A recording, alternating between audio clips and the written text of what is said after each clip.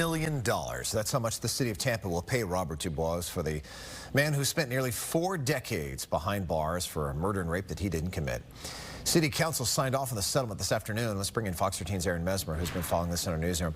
I know, Aaron, you spoke with him today. I can't imagine how he's feeling.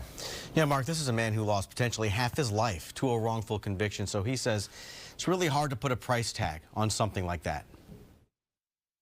Motion carried unanimously.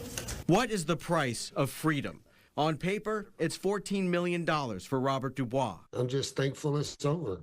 In reality, after spending 37 years behind bars for crimes he didn't commit, DuBoise' freedom is priceless. But his reaction to the $14 million wrongful conviction settlement approved by Tampa City Council Thursday isn't joy. It doesn't matter because money, houses, all this stuff can never restore your life. You know, so people are surprised that I'm not excited or something. Well, I've been through this for 40 years already. In 1983, an 18-year-old DuBoise was charged in the murder and rape of 19-year-old Barbara Grams. 2 years later, a judge sentenced him to death before it was adjusted to life in prison. Video from the trial shows the judge trying to calm him down. I know it's a tough situation for you, there's no question about it. You don't know how tough it is.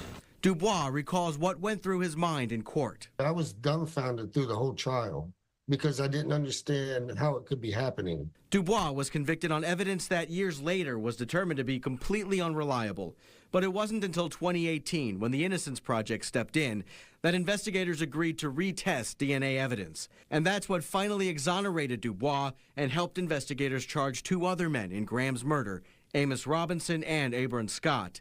Andrew Warren, Hillsborough State Attorney at the time, spoke to council before the vote. And I'll tell you, I have no idea how you put a price on 37 years of freedom that's been taken away. It's never too late to do the right thing. And I believe that's what us as a city, we're standing up and doing. We're doing the right thing. It took 4 decades for that to happen. Still, DuBoise remains hopeful that today's technology will help others who are wrongly accused avoid decades of injustice. You know, if I had a cell phone back then, they could have pinged my location. You know, all these cameras on all these buildings, if they existed, you know, this never would have happened. You know, because I would have had something to fight with.